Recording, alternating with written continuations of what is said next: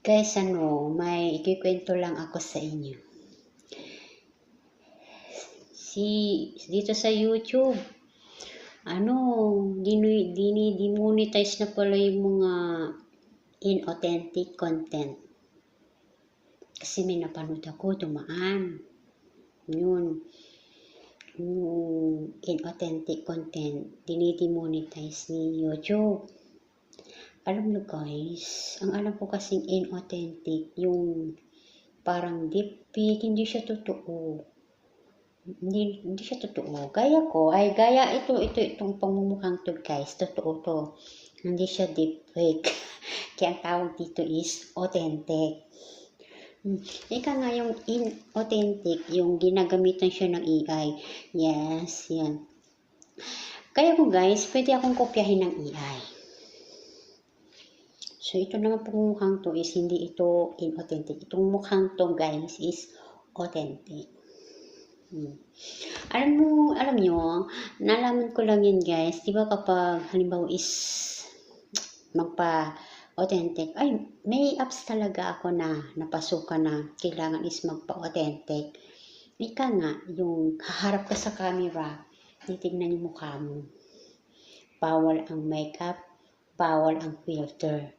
Yung talagang mukha mo ang lalabas. So, yun ang authentic ang alam ko. Yung AI, hindi siya inauthentic pang AI, guys. Kasi, alam nyo, yung maraming gumagamit ng AI para lang maka-scam. Kaya ko, nag-try akong gumamit ng AI. Yun, yung akala mo totoo siya. Makukopya niya talaga yung mukha ko. Akala mo totoo siya, pero yun ay AI.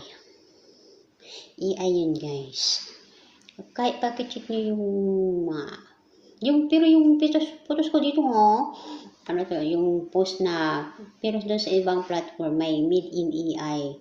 Kaya lang pag magpo-post ako, ilalagay ko sana yung AI, wala. Paano malalaman na AI yun? Kasi AI guys, malalaman yan man na AI yun. Alam niyo man yung itsura ko. Kung ang AI is medyo beautiful, medyo maganda, AI talaga yun. Oh guys, kuha talaga ako ng AI. Halimbawa is, mag-request lang ako ng ganito, ng photo, tapos i-ano ko yung photos ko. Kasi ang gusto ko, makita talaga is yung mukha ko doon. Ayoko yung iba yung nakikita. So, inano ko yung photos ko. Ay, kuha talaga niya ako guys. Kuha. Yun ay AI. Pero, malalaman nyo naman yun kung AI o hindi eh.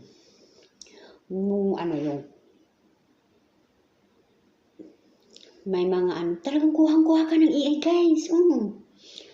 Kaya mas maganda talaga yung authentic. Kasi pag inauthentic, parang nami-mislead mo daw yung mga tao. Kaya nga may nakalagay na AI. Alam mo guys, kasi karamihan ng mga scammer gumagamit ng AI. Tapos ginagamit yung iba. Yung deepfake, deepfake, ginagamit din sa pang-scam. Ba't kasi nauso yan ay? Diba ba? Ba't kasi nauso? Ako, kaya nila akong pero natural to Ito talaga ang natural kong mukha. Yung mga president, yung mga sikat. Pero mahalata mo naman yung guys, mahalata mo naman. Pero kung maayos yung mahalata mo naman kung authentic or inauthentic. So, mahirap din. Mas maganda rin kasi yung authentic guys, yung ikaw mismo yung gumawa. Ikaw yung nasa video. Kasi yung AI pampaganda lang yan. Pampaganda ng content. Siyempre maganda pag maganda ang content, di ba maraming manonood.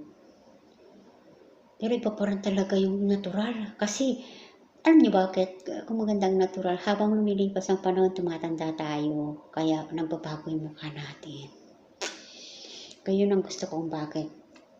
Ito, yung gusto ko talaga natural. Walang make-up, walang filter. Yun. Kasi yung filter, nandyan lang yun, pagpaganda yan. Pero kung natural, at least, yan talaga na yung itsura mo. Pag nakita ka nila sa personal, hindi na sila mapipigla. Diba? Silang guys, kasi tatapusin ko muna yung gawain ko. Ayun nga lang, na ano ko, lumabas yung target ni YouTube, yung mga inauthentic. Anyway guys, hindi pa ako monetize guys. Next yung ano lang, naisipan ko lang gumawa ng video para may laman naman yung YouTube ko. Kasi matagal na akong may YouTube channel. Kaya lang, lagi akong nakaka-copyright. Kasi mahilig ako sa music. Power yun guys, kaya ayoko na din ako gumagamit ng music. Siyempre, may mga may-ari talaga, di sila na lang, diba? Tayo, ganito na lang. Kayo, nasa inyo yan. Gusto ko lang talaga na yung YouTube channel ko is active.